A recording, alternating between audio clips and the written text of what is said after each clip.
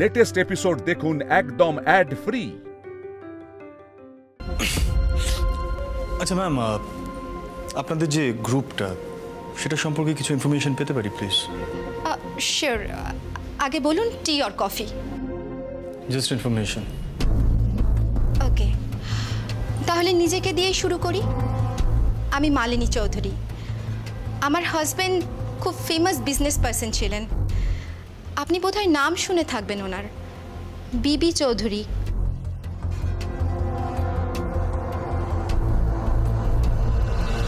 পাঁচ বছর হয়ে গেল উনি মারা গেছেন। সব সম্পত্তি আমার নামে করে দিয়ে চলে গেলেন। আমাদের কোনো ইস্যুও নেই। আপনি আমার বাড়িটা ঘুরে দেখতে পারেন।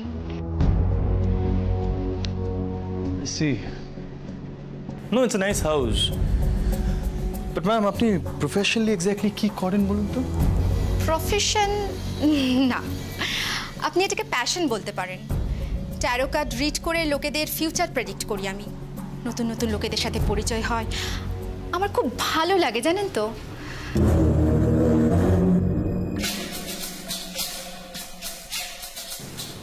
পেন্টিং এরও শখ আছে দেখছি। পেন্ট? ও এইগুলো না না, এগুলো আমি করিনি, এগুলো সানি ড্র করেছে। হ্যাঁ, সানি মানে কালকে আপনার সাথে পরিচয় হয়েছিল। হ্যাঁ হ্যাঁ, ও আমার গেস্ট রুমে থাকে। Okay, I see. আচ্ছা ম্যাম, আমি একটা পার্সোনাল প্রশ্ন জিজ্ঞাসা করবো আপনাকে। I hope you don't mind. একদম না, আপনি করুন না। এই যে সানি নামক ছেলেটা, এ কি মানে আপনার সাথেই থাকে, মানে পেইং গেস্ট? না না না, একদমই না। আমার হাজবেন্ড এত কিছু রেখে দিয়ে গেছে, দ্যাটস এনাফ ফর মি।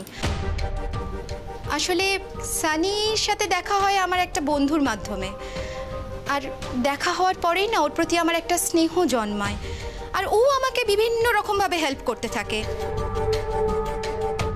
তো সেই থেকেই একসাথে থাকা আর কি। আর তাছাড়া তো জানেন, একজন উইডো মহিলা, তারপর এত সম্পত্তি, এত টাকা পয়সা, ঝড়ঝাপটা তো প্রচুর আসে, সেগুলো সব সানিই সামলায়।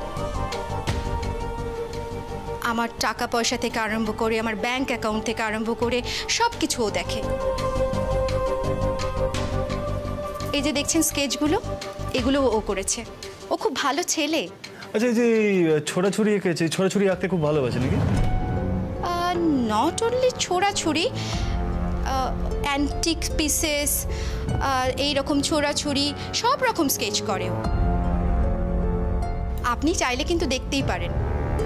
Very interesting. তো এক্সিবিশন করে না? এই কথাটাই জানেন তো, ওকে কতবার বলেছি, সানি একটা এক্সিবিশন দাও, একটা এক্সিবিশন দাও, কিছুতেই না। আমার মনে হয় কনফিডেন্সের অভাব, জানেন তো। না না, সে নিশ্চয়ই করবে, এত ট্যালেন্টেড যখন। আচ্ছা, তো আপনি এখন কি কি করেন, মানে শুধু ট্যারো কার্ড রিডিং নাকি? হ্যাঁ, বলতে পারেন আমার হবি কাম প্রফেশন দুটোই ওই ট্যারো কার্ড রিডিং। ইনফ্যাক্ট জানেন, কিছুদিন আগে নিপাও বলেছিল ওর ফিউচার প্রেডিক্ট করে দিতে, তো আমি কার্ডও রিড করেছিলাম ওর হয়ে। তখন না দেখেছিলাম জানেন তো, ওর লাইফে একটা বড় ঝড় আসবে, কিন্তু সেই ঝড়টা যে এই রকম হবে সেটা কিন্তু বুঝতে পারিনি জানেন তো। নিপার ফিউচার প্রেডিক্ট করে উনি বলেছিলেন that she will be in danger. Really? মানে এটা কোনো ক্লু নয় তো? সত্যি মিলে এসব? মানে আই ডোন্ট বিলিভ দিস। আচ্ছা, উনি দুয়ে দুয়ে চার করার জন্য এমনটা বলছেন না তো? মানে সেটাও তো হতে পারে।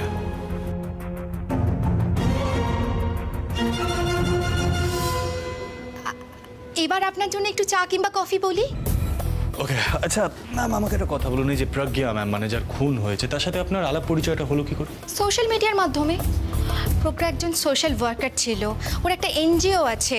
এই যে রিক্তা বলুন, রিক্তার হাজবেন্ড বলুন, প্রজ্ঞা, আমাদের না ওই সোশ্যাল মিডিয়ার মাধ্যমে একে অপরের সাথে পরিচয় হয়েছিল। That's quite strange. মানে কেউ কাউকে পার্সোনালি চেনেন না অথচ একই ক্লাবের মেম্বার, মানে don't you think that's strange? না না না না, নট এক্স্যাক্টলি। ক্লাবটা আমিই নিয়েছিলাম, ওখানে আমরা প্রোগ্রাম করতাম, মিটিং করতাম, গল্প গুজব করতাম, জানেন আমরা মাঝে মধ্যে বেড়াতেও যেতাম ওখান থেকে। নিপাকে কেন যোগাযোগ করা হলো সোশ্যাল মিডিয়ায়? নিপা একজন ফেমাস ব্লগার, আমরা খুব অ্যাপ্রিসিয়েট করতাম ওর ব্লগকে, তারপরে ওর সাথে পরিচয় হয়, দেন ও আমাদের সাথে জয়েন করে, দ্যাটস ইট। সি আচ্ছা ম্যাম, আমাকে একটা কথা বলুন, আপনার হাজবেন্ড মিস্টার বিবি চৌধুরী, রাইট? ওনার একজন বন্ধু ছিল, মানে he is also very famous business person. ওনারও ঠিক একইভাবে মার্ডার হয়েছিল, তাই না?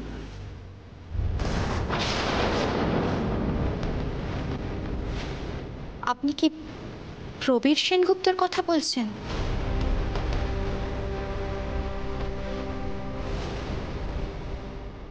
Prabir Sengupta, that's right ma'am. আচ্ছা আমাকে একটা কথা বলুন তো, মানে প্রোগ্রাম মার্ডারের সাথে প্রবীর সেনগুপ্তর মার্ডারের কি সম্পর্ক? দুটো মার্ডারের ধরনটা এক্স্যাক্টলি এক। প্রবীর সেনগুপ্ত ঠিক একইভাবে নিজের চেম্বারে মার্ডার হয়ে পড়েছিলেন, তাই জিজ্ঞাসা করছি।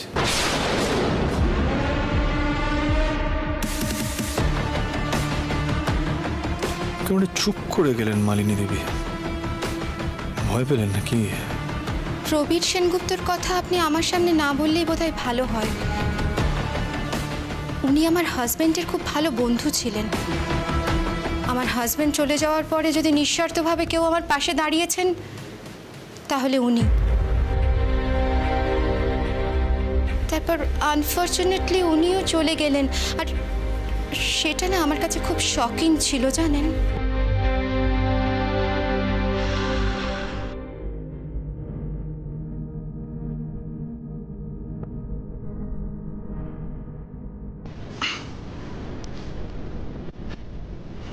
Sorry ma'am. আচ্ছা, প্রজ্ঞা ম্যামের সম্বন্ধে আর কিছু? ওরা মেয়েদের রাইটস নিয়ে ভীষণ সচেতন ছিল, আর সেটার জন্য যে ওর কোনো শত্রু থাকতে পারে সেটা আমার জানা নেই। ভীষণ শিক্ষিত একজন মহিলা, বিয়ে করেনি, একাই থাকতো একটা ফ্ল্যাটে। তো এই যে একা ফ্ল্যাটে থাকতেন, সেই ফ্ল্যাটে আপনি কখনো যাননি? না না, আমরা কেউ কোনোদিন ওর ফ্ল্যাটে যাইনি। আমরা সবাই ওই ক্লাবেই মিট করতাম। তবে হ্যাঁ, আমার বাড়িতে সবাই আসতো। অফিসার, আপনাকে একটা কথা বলবো? হ্যাঁ প্লিজ বলুন না, বলুন না প্লিজ। আমি জানি এই কেসটার জন্য আপনাকে অনেককে জেরা করতে হবে,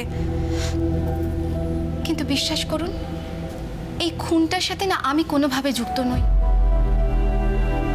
প্রজ্ঞার মতন একজন ভালো মানুষকে খুন করব, খুন করে নিবার মতন একটা সুইট মেয়েকে ফাঁসাবো, না না বিশ্বাস করুন এটা না আমি করতেই পারি না। আর নিপা তো আমার কাছে ছোট বোনের মতো।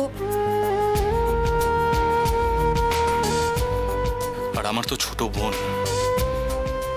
নিপা কিভাবে যে তোকে পার করবো সেটাই বুঝে উঠতে পারছি না। রুবিও তো সেভাবে কিছুই করছে না। এত কিসের রাগ কে জানে। But honestly, I really don't need anyone for you, Nipa.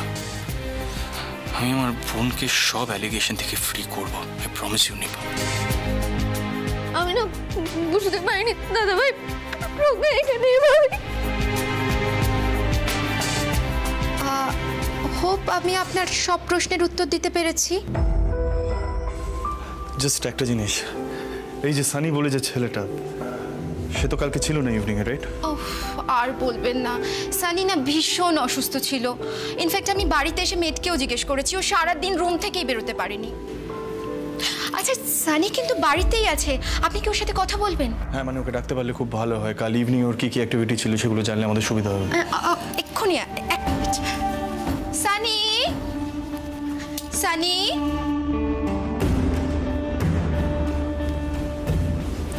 ম্যামকে দেখে মনে হচ্ছে না যে মার্ডার করতে পারে,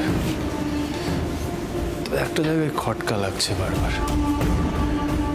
আপনার হাজবেন্ডের ফ্রেন্ড আর প্রজ্ঞা ম্যামের মার্ডারটা যে সমানভাবে হয়েছিল, মানে ধরনটা যে এক, সেটা শুনে কেউ চুপ করে গেলেন না।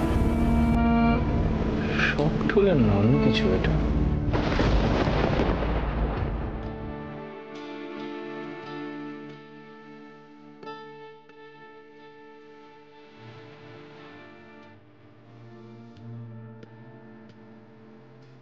নিপা দিদি ভাই, কোনোদিনও ভাবতে পারিনি বাড়ির সবচেয়ে ছোট মেয়েটাকে এইভাবে দেখবো। শক্ত থাকো ঠাম্মি, এইভাবে ভেঙে পড়লে তো চলবে না। তুমি কান্নাকাটি করলে তো নিপাও সেটা দেখে কান্নাকাটি করবে, বলো।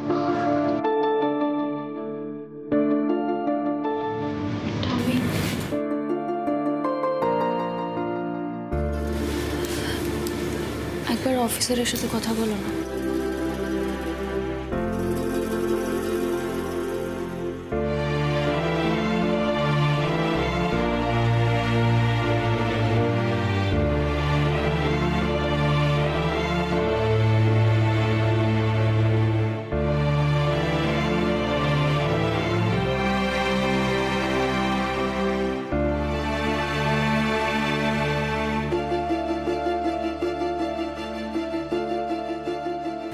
স্যার, আমরা বাড়ি থেকে নিপাকে খাবার দিয়ে যেতে চাইছি, তার জন্য তো একটা পারমিশনের প্রয়োজন হয়। আপনি যদি একটু বলে দেন তো ভালো হয়। হ্যাঁ হ্যাঁ, ঠিক আছে, সে আপনি দিতেই পারেন। এই শোনো, এই খাবারটা নিপা ব্যানার্জির জন্য দিয়ে দেবে।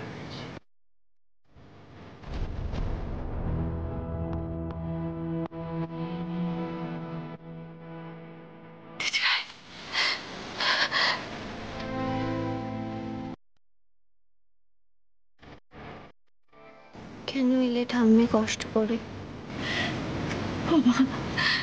দিদি ভাই, আমার বুঝি তোমাকে দেখতে ইচ্ছে করে না? আর কষ্টের কথা তুমি কি বলছো? তুমি কি এখানে কিছু কম কষ্ট করছো দিদি ভাই? দিদি ভাই, তুমি জানো না, তোমাদের দাদাই তোমার কথা শুনে একেবারে বিছানা নিয়েছেন। আমি একটিবার চোখের দেখা দেখতে এলাম তোমায়, আমি আর পারছি না। এখন বুঝতে পারছো তো তখন কত করে বলেছিলাম রুদ্র দাদার কথা শোনো? তুমি বুঝতে পারছো তো কথা না শুনে কি ভুল করেছো? আরে বাবা, ওর তো একটা অভিজ্ঞতা আছে। আমি জানতাম ঠাম্মি তুমি এসে এই কথাগুলো বলবে।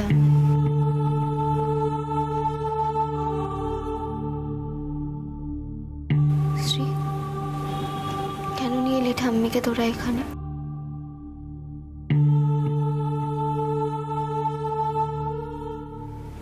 প্রথমত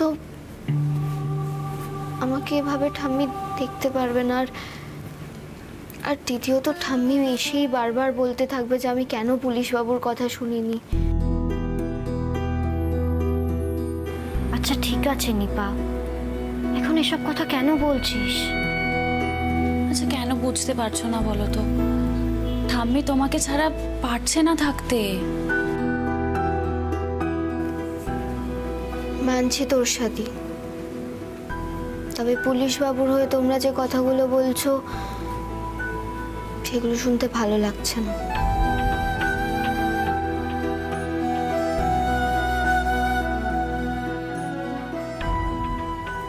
কারণ পুলিশ বাবুর কথা না শোনার সাথে আমার এই বিপদের তো কোনো সম্পর্ক নেই। মানে কি বলছিস বলতো তুই? ঠিকই বলছিস শ্রী। দেখ, আপাত দৃষ্টিতে হয়তো তোদের মনে হচ্ছে যে কোনো একটা সম্পর্ক আছে, তবে সেটা সম্পূর্ণ তোদের মনের ভুল। আর প্লিজ ঠাম্মিকে সেটা বোঝা।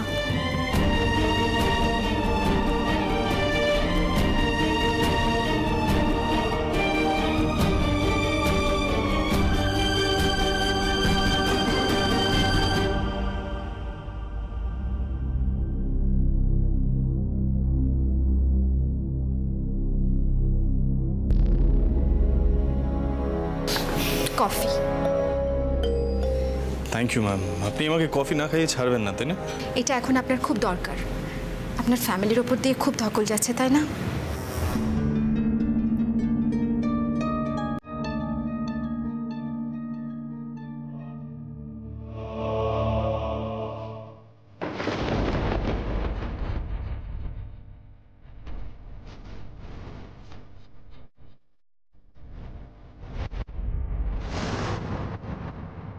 He must be Sunny.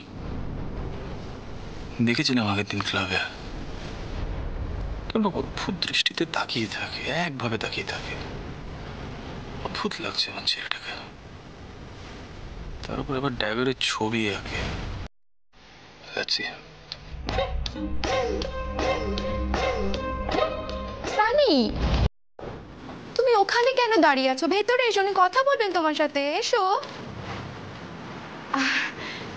Sunny,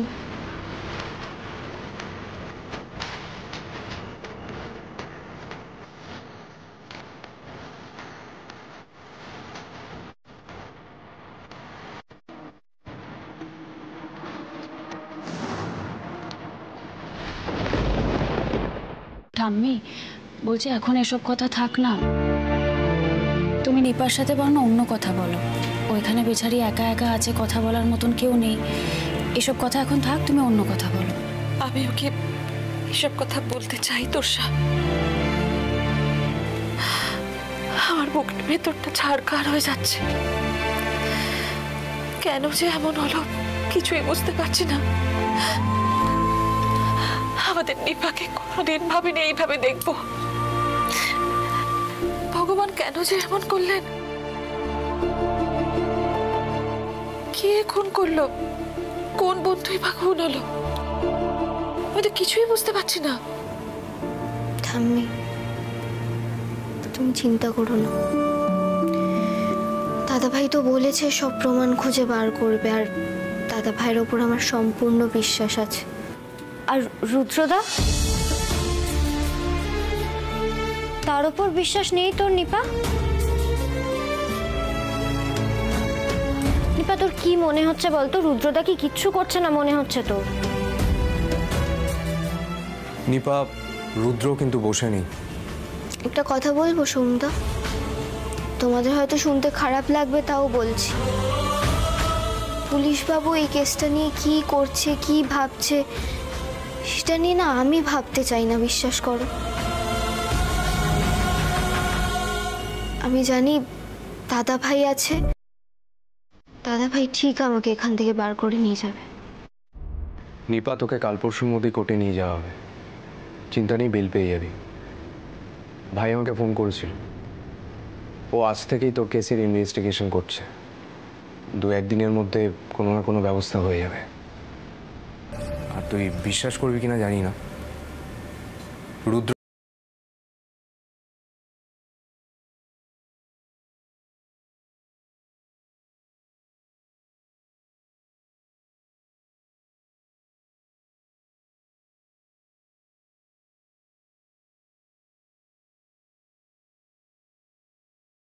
হয়ে গেছে ঠিকই, কিন্তু তুমি অন্তত এইটুকু মানো যে রুদ্রদা তোমার জন্য অনেকটা করছে, নিজের মতন করে চেষ্টা করছে। নিপা, তাই বলছিলাম দুমদাম করে কোনো সিদ্ধান্ত নিস না নিজের জীবন নিয়ে। দেখ নিপা, রুদ্রদা কিন্তু তোকে প্রচন্ড ভালোবাসে। মানুষটার হাত পা বাঁধা, সেটুকু বোঝ তুই। দেখ, রুদ্রদা যে কাজটা করে সেখানে খুব গুরুত্বপূর্ণ দায়িত্বপূর্ণ একটা পদে আছে। সে তো কিছু করতে পারছে না, বল। আমরা সবাই মিলে তাকে ভুল বুঝলে তো হবে না, তাই না? আর আমার দাদা ভাই, সেও তো কম বড় পদে নেই। হ্যাঁ, আমি সেটা মানছি নিপা, কিন্তু রুদ্রদার ক্যারিয়ারের কথাটাও তো একবার অন্তত ভাববি। তুই জানিস না তোর এরকম অবস্থা বলে দাদা ভাই আর রুদ্রদার মধ্যে কত বড় একটা ঝামেলা হয়ে গেছে। সেটা নিয়ে আমরা কেউ তোকে কিচ্ছু জানাইনি, কারণ এই অবস্থায় ওইসব কথা শুনলে তোর আরো বেশি টেনশন হবে। রুদ্রদা রুদ্রদা রুদ্রদা আমার ভালো লাগছে না শ্রী, তোরা প্লিজ এবার এখান থেকে চলে যা।